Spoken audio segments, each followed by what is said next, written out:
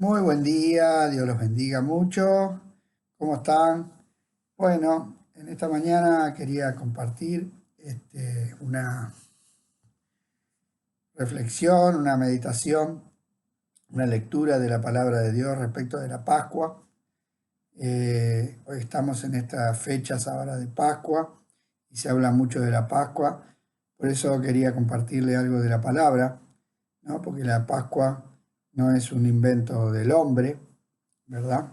Sino que Dios es el que diseñó la Pascua, ¿sí? Y eso, ese relato de la Pascua, ¿no? Por empezar vamos a decir que la Pascua es una fiesta del pueblo de Israel, ¿sí? Porque a ellos les fue dada la Pascua.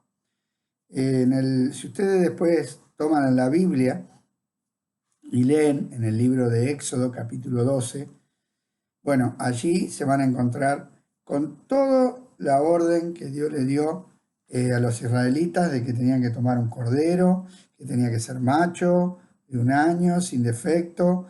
El día 10 del primer mes lo tenían que apartar, el día 14 lo tenían que matar entre las 2 tardes, tenían que tomar la sangre, colocarla en los postes, en el dintel y los postes de su casa, ¿sí? Y tenían que comer el cordero asado con panes sin levadura y hierbas amargas, ¿sí?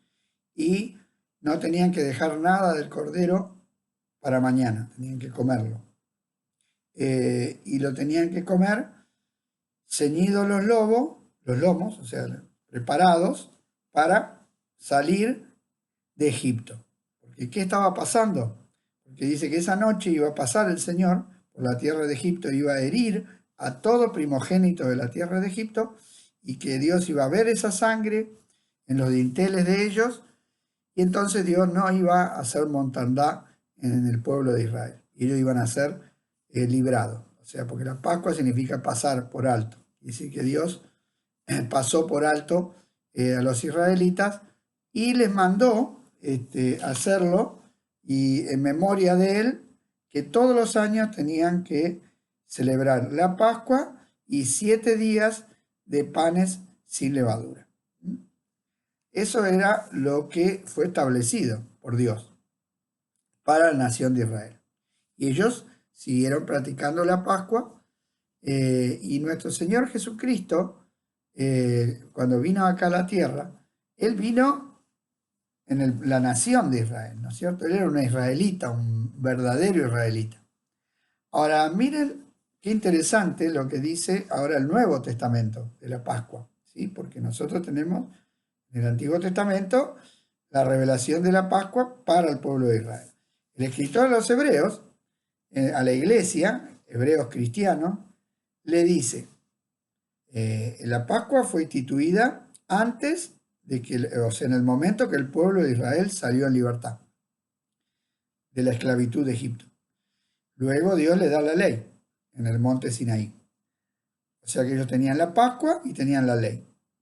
Dice en el escritor de los Hebreos, en el capítulo 10, verso 1, que la ley, teniendo la sombra de los bienes venideros y no la misma imagen de las cosas. O sea que la ley era una sombra, la Pascua era una sombra, todo eso no era la realidad, no era la sustancia, sino era una sombra de los bienes venideros. O sea que todavía no había llegado lo que tenía que llegar.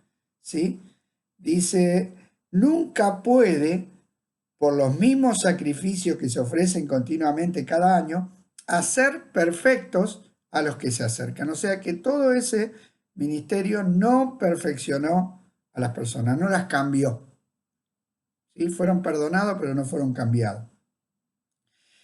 Dice, de otra manera, si eso fuera perfecto, esos sacrificios, cesarían de ofrecerse, pues los que tributan este culto, limpios una vez por todas, ya no tendrían más conciencia de pecado. Si los sacrificios, la Pascua y todos los sacrificios de la ley hubieran podido quitar el pecado, entonces no se hubieran hecho más, pero se seguían repitiendo. Pero en estos sacrificios cada año se hace memoria de los pecados, porque la sangre de los toros y de los machos cabríos no puede quitar los pecados. Por lo cual, por este motivo, que todo ese régimen de sacrificio del Antiguo Testamento no podía cambiar a las personas, terminar con el pecado, por lo cual Cristo, entrando en el mundo, dice: sacrificio y ofrenda no quisiste, me preparaste cuerpo. O sea, acá tenemos a Jesús, el Hijo de Dios, hablando con el Padre cuando va a venir a la tierra. Y dice esto: holocaustos y expiaciones por el pecado no te agradaron. Entonces dije, acá tenemos al Hijo, hablándole al Padre, entonces dije, he aquí que vengo, oh Dios, para hacer tu voluntad, como en el rollo del libro está escrito de mí. O sea, Cristo vino a sustituir ese sistema de sacrificio, porque eso no hizo que los hombres fueran agradables a Dios. Israel, ni bien salió de Egipto, terminó pecando contra Dios ahí en la misma montaña, en la misma presencia de Dios, fracasó. O sea, ninguna cosa que se hizo sirvió para cambiar la naturaleza de las personas, tampoco sirvió el arca en el diluvio, o sea, guardó a Noé, del diluvio, pero no le cambió la naturaleza, porque los hombres siguieron pecando. Ahora, es interesante que cuando Juan el Bautista, ya 1500 años después de la ley, Juan el Bautista lo presenta a Jesucristo en sociedad, porque él aparece socialmente y públicamente en el bautismo de Juan, dice en Juan 1:29, el siguiente día vio Juan a Jesús que venía a él y dijo: he aquí el Cordero de Dios que quita el pecado del mundo. Miren qué lindo. El Cordero de Dios que quita el pecado, que quita el pecado del mundo. Entonces, ¿qué nos está diciendo estas palabras? Que Cristo es el cumplimiento de la Pascua. Porque Dios había prometido en el Génesis 3:15 que alguien de la descendencia de la mujer le iba a pisar la cabeza a la serpiente, que fue la que engañó a Eva y llevó a los hombres a la ruina. Y ese sacrificio que se hizo en el Edén para cubrir a Adán y Eva, para poder presentarse delante de la presencia de Dios, fue un cordero. Y ellos fueron cubiertos por la piel del cordero. Y la Pascua representaba una cobertura también de Dios respecto del pueblo de Israel. Pero todas esas cosas eran simplemente figura del que había de venir, que es nuestro Señor Jesucristo. Aleluya, porque ya vino. Él vino y se ofreció a sí mismo en la cruz.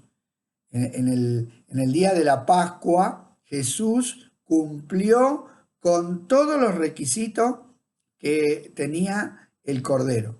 Todos, ¿sí? Jesús dice que el día 10 lo tenían que separar, 4 días antes, ¿sí? 4 días antes de la Pascua, Jesús entró en Jerusalén y fue recibido como el Mesías, fue recibido por el pueblo con mantos, con palmas, diciendo Hosana en las alturas y recibiéndolo al que viene en el nombre del Señor, recibiéndolo como el separado, el elegido. Entonces, Jesús fue separado el día 10, era sin defecto, era adulto, no tenía pecado, no se le halló mancha, no halló motivo. Pilato también lo examinó en el día de su juicio y declaró una sentencia: yo no encuentro pecado en este hombre. Y fue muerto justamente en el día 14, delante de toda la congregación, porque tenía que ser público, y fue muerto entre las 2 tardes, ¿sí? Fue muerto y quemado. El fuego de Dios cayó sobre Cristo y él murió. La ira de Dios, el fuego de la ira de Dios cayó sobre Jesús, porque él portaba el pecado de todos. Entonces él entregó su vida, derramó su sangre como el cordero que quita el pecado del mundo, ¿sí? Y ahora después viene qué es lo que tenían que hacer ellos con el cordero, porque gloria a Dios, ¿no es cierto? Porque el cordero ya vino. Nuestra Pascua, como dice Pablo, después lo vamos a ver, ya fue santificada, ya fue dedicada, ya fue muerto Jesús en la cruz del Calvario, ya la sangre fue derramada. Ahora, ¿qué tenían que hacer ellos con la sangre? Tenían que colocársela en la puerta, ¿sí? Tenían que ponerse bajo la sangre. Y nosotros hoy tenemos que hacer lo mismo, ¿sí? Aceptar esa sangre que nos limpia de todo pecado. No hay remisión de pecados sin derramamiento de sangre. Entonces Jesús derramó, ahora vamos a mirar algunos textos. Jesús derramó su sangre, entonces yo recibo el perdón de mis pecados a través de la sangre de Cristo, ¿sí? También tengo que comerlo el cordero, o sea, el cordero tiene que entrar en mi vida. No es solamente un acto exterior, sino que a través de la fe yo recibo vida nueva, recibo a Cristo en mi corazón. El Espíritu Santo penetra en mi vida, soy una nueva criatura. El cordero entra en mí. Y también tenía que haber panes sin levadura, que habla de un arrepentimiento del pecado. Por eso Pedro dijo, arrepentíos y convertíos, ¿sí? Y también tendría que haber hierbas amargas, que es un pesar por el pecado, es un dolor, es una amargura, porque cuando nosotros venimos a Cristo y recibimos su perdón, es porque reconocemos que somos pecadores, es porque reconocemos que hemos pecado, que hemos fallado, que no podemos presentarnos delante de Dios, que estamos muertos, que estamos separados de Dios, que nadie nos puede salvar, que no hay manera de que podamos reconciliarnos con Dios. Es por eso que venimos a Cristo, es que reconocemos nuestro pecado. Entonces, toda esa figura de la Pascua se cumple en Cristo, ¿sí? Él no fue dejado hasta el otro día, porque no podía ser dejado el Cordero. Cristo fue enterrado ese mismo día, se buscó una tumba antes que termine el día y lo pusieron en la tumba de José de Arimatea. Y dice que ellos tenían que estar preparados para salir de Egipto. Y el sacrificio de Cristo, gloria a Dios, nos permite huir de este mundo, ¿sí? Porque nosotros cuando aceptamos a Cristo, cuando recibimos el perdón de nuestros pecados, somos trasladados del mundo al reino del Señor. O sea que eso de ceñir los lomos quiere decir que ahora que recibimos a Cristo, tenemos que estar preparados para vivir en novedad de vida, para andar en una vida nueva, para andar caminando con Dios, porque ellos salieron a caminar con Dios, salieron con Dios delante, salieron con la cobertura de Dios, salieron a recibir la palabra de Dios, salieron a vivir en una tierra dada por Dios y en una vida nueva. Y así el Señor también ha preparado una vida nueva para nosotros y una vida que tiene que ver con limpiarnos del pecado. Por ello tenían que limpiar la levadura de la casa, sacar todo lo que fuera leudado y durante 7 días, un periodo completo, tenían que vivir con panes sin levadura. Y eso nos habla de que Cristo nos saca de nuestra vana manera de vivir y nos da una vida nueva, ¿sí? Miren lo que dice el libro de Hebreos, en el capítulo 9, verso 14, dice, cuánto más la sangre de Cristo, el cual mediante el Espíritu Eterno se ofreció a sí mismo sin mancha a Dios, limpiará vuestras conciencias de obras muertas para que sirváis al Dios vivo. Gloria a Dios, tenemos algo con que limpiar nuestra conciencia, hermano. Qué lindo. ¿Sabe qué lindo que es andar con la limpia conciencia? No tener una conciencia sucia delante de Dios. Poder presentarnos delante de Dios con alegría, limpio, sin pecado, sin culpa, sin vergüenza. David en el Salmo 51 dice, mientras pequé, dice, me sentí sucio. Me aparté de Dios, me sequé, me entristecí. Fue mi gemir de día y de noche, porque su conciencia le daba testimonio que estaba mal, hasta que confesó su pecado y fue limpiado y renovado a la comunión con Dios. Y eso es lo que hace la sangre de Cristo. Nos renueva, nos limpia y nos permite estar en la presencia de Dios. Y entonces tenemos libertad para entrar a la presencia de Dios, poder hablar con Dios directamente, sin intermediario, directo a través de Cristo. En el capítulo 10 dice, así que hermanos, teniendo libertad para entrar en el lugar santísimo por la sangre de Jesucristo. La sangre de Jesucristo me permite presentarme delante de Dios con gran alegría. Miren lo que dice el apóstol Pedro Dice, en el capítulo 1 de Primera de Pedro, verso 2, dice que fuimos elegidos según la presencia de Dios Padre en santificación de espíritu para obedecer y ser rociados con la sangre de Jesucristo.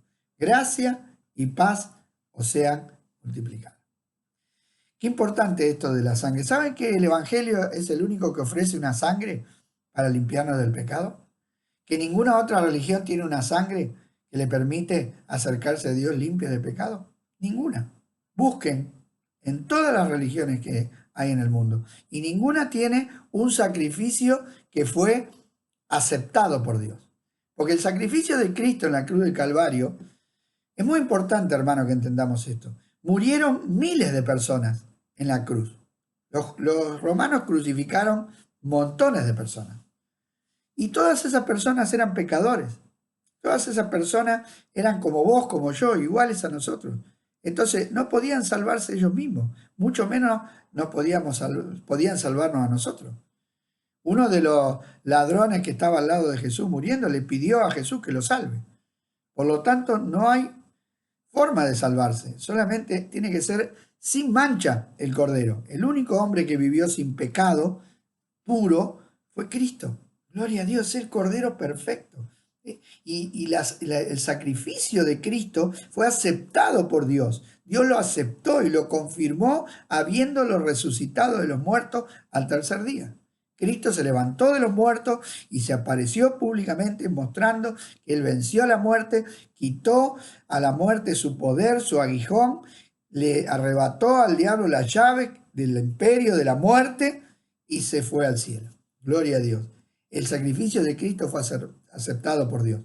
Y como Dios lo aceptó, el día del Pentecostés, Él envió su Espíritu Santo para que nosotros podamos ser llenos del Espíritu Santo.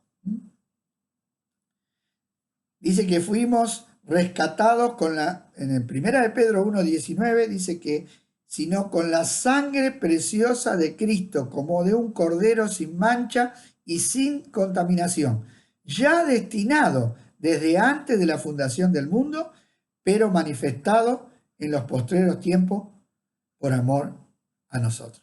Qué lindo. Antes de la fundación del mundo, Dios destinó un cordero. Él es nuestra Pascua. Dice Pablo que Dios, en Romanos 3:25, dice que Dios puso como propiciación por medio de la fe en su sangre para manifestar su justicia. Miren lo que dice acá. Que el hecho de que Cristo muera por nosotros para que nosotros podamos ser perdonados de los pecados es un acto de justicia de Dios, ¿sí? A causa de haber pasado por alto en su paciencia los pecados pasados. Dios soportó a las personas en el pecado hasta que vino Cristo. Por eso Pablo, cuando se presenta delante de los atenienses, le dice: Dios pasó por alto los tiempos de vuestra ignorancia en esta idolatría en que ustedes tienen, porque estaban llenos de ídolos. Pero ahora manda que se arrepientan, porque ha establecido un día en que Dios juzgará a todos los hombres por medio de aquel que murió en la cruz, el cual Dios dio testimonio de que es el Salvador del mundo. Gloria a Dios. Así que dice en Romanos 5:9, pues mucho más, estando ya justificados en su sangre, por él seremos salvos de la ira. Hay una ira que va a venir, porque el pecado no arrepentido, cuando las personas no se quieren arrepentir, cuando pecan deliberadamente, obstinadamente y no quieren volverse a Dios, entonces ahí eso produce que venga la ira de Dios, el castigo de Dios. Entonces nosotros no vamos a sufrir la ira de Dios, porque Cristo, la ira de Dios fue sobre Él. Él sufrió la ira y nosotros sufrimos o disfrutamos del beneficio del perdón. Gloria a Dios. Dice en Efesios 2:13 que ahora en Cristo Jesús, que en otro tiempo nosotros que estábamos lejos, ¿cómo estábamos de Dios? Sin Cristo, lejos, sin importarnos las cosas de Dios, lejos. Habéis sido hechos cercanos por la sangre de Cristo. Qué lindo. Hoy somos cercanos, somos hijos de Dios, somos íntimos del Señor, somos amigos del Señor, somos la niña del ojo del Señor. Hoy podemos entrar a la presencia de Dios con alegría, con gozo, podemos tener comunión íntima con Dios. Dice en Colosenses 1:14, en quien tenéis redención por su sangre, el perdón de los pecados. Gloria a Dios. Perdón de pecado gratuito, comunión con Dios. Esa es nuestra Pascua. ¡Qué bendición! Ahora bien, cuando Jesús llegó la noche en que tenía que morir, Él instituyó una nueva celebración. A los israelitas, cuando se les dio la Pascua, se les dijo que la tenían que repetir permanentemente y recordar, hacer memoria de que ellos habían sido liberados a través de la sangre del Cordero. Bueno, miren lo que sucedió. Dice Mateo 26:26, y mientras comían, tomó Jesús el pan y bendijo y lo partió y dio a su discípulo y dijo, tomad, comed, esto es mi cuerpo. Y tomando la copa y habiendo dado gracias les dijo, bebed de ella todos, porque esto es mi sangre del nuevo pacto, que por muchos es derramada para remisión de los pecados. Y os digo que desde ahora no beberé más del fruto de la vid hasta aquel día que lo beba nuevo con vosotros en el reino de mi Padre. Jesús en esa noche instituyó que en memoria de él tomaran el pan, partieran y comieran, y tomaran la copa y la compartieran. En memoria de él. Haced esto en memoria de mí, hasta que yo vuelva, hasta que él venga de nuevo.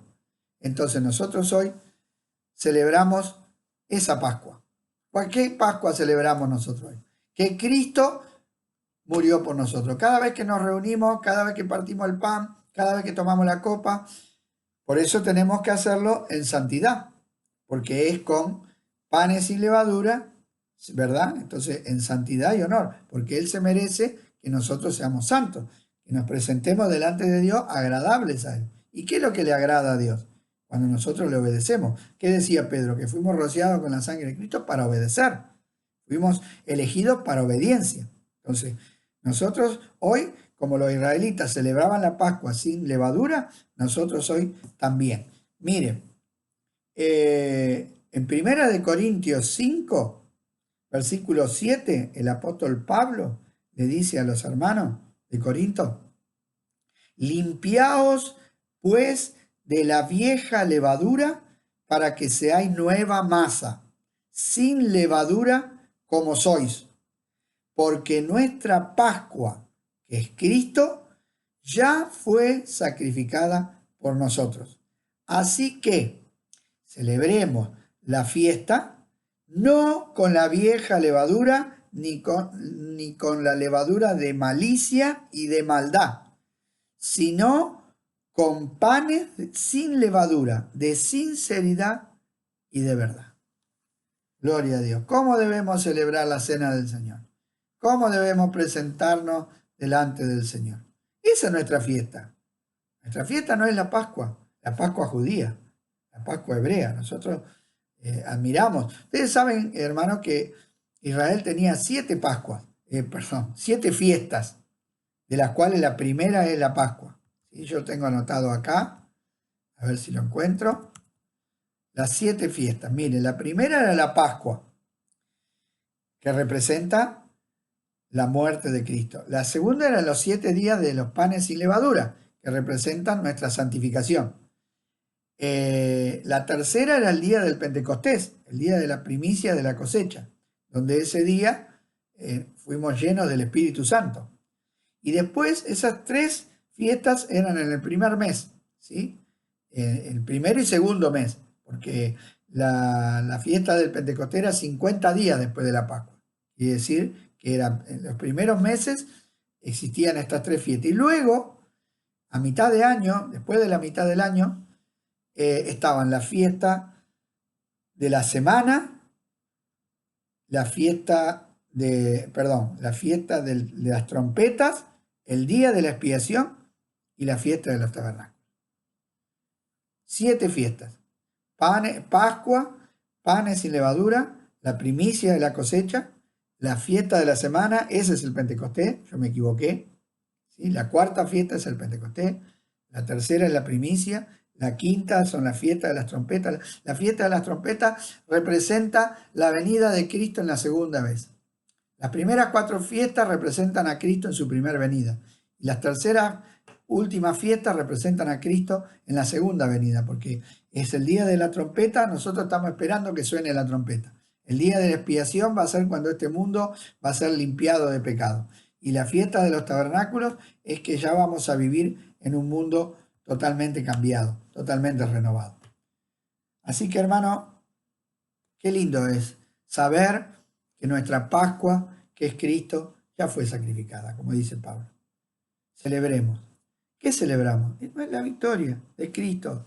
En realidad nosotros celebramos todos los días, porque todos los días cuando nos levantamos le podemos dar gracias a Dios, porque somos hijos de Dios, porque Él nos ha redimido, porque Él nos ha perdonado, porque Él está con nosotros. Por lo tanto, más allá de las circunstancias que nos toque vivir en este tiempo presente y en este momento específico que estamos viviendo de cuarentena, de inseguridad, de duda de qué va a pasar, de cómo se van a solucionar las cosas, y que oímos malas noticias. Hoy veía, es la más grande del mundo, bueno, un montón de noticias malas. Nosotros tenemos que recordar que ya no pertenecemos más a este mundo, que nosotros ahora pertenecemos al reino de Cristo, que nosotros somos un pueblo celestial y que estamos acá en la tierra guardados por el poder de Dios. Así que esta es nuestra Pascua, hermano.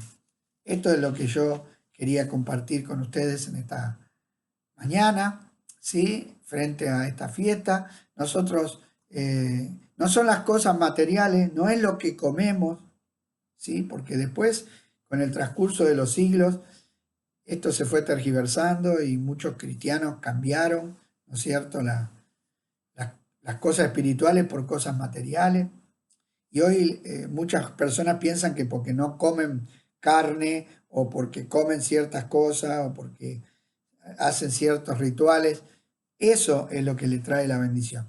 Bueno, quiero decirte que no es así, que es algo espiritual, es mi relación con Dios, es mi comunión con Dios, es lo que yo como espiritualmente, lo que me mantiene libre y apto para entrar a la presencia de Dios. Recuerden que cuando Jesús pasó el desierto, la tentación, y él estaba con hambre, Satanás lo vino a tentar para que Jesús convirtiera las piedras en pan. Y Jesús le dijo, no solo de pan vivirá el hombre, sino de toda palabra que sale de la boca de Dios.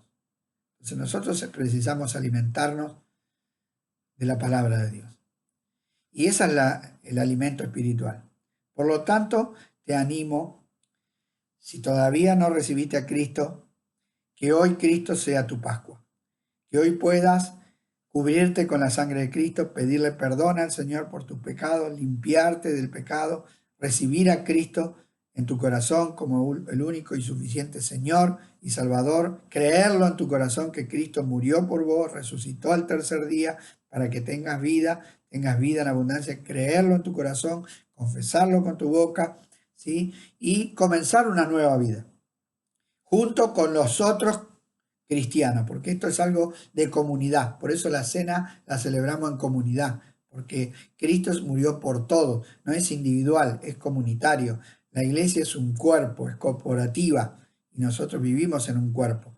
Te animo a que entres en el cuerpo de Cristo, que recibas la salvación, que te arrepientas de tus pecados, como lo hice yo y como todos hemos reconocido y seguimos reconociendo cada vez que pecamos nuestros errores, ¿verdad?, delante del Señor, y recibas la salvación.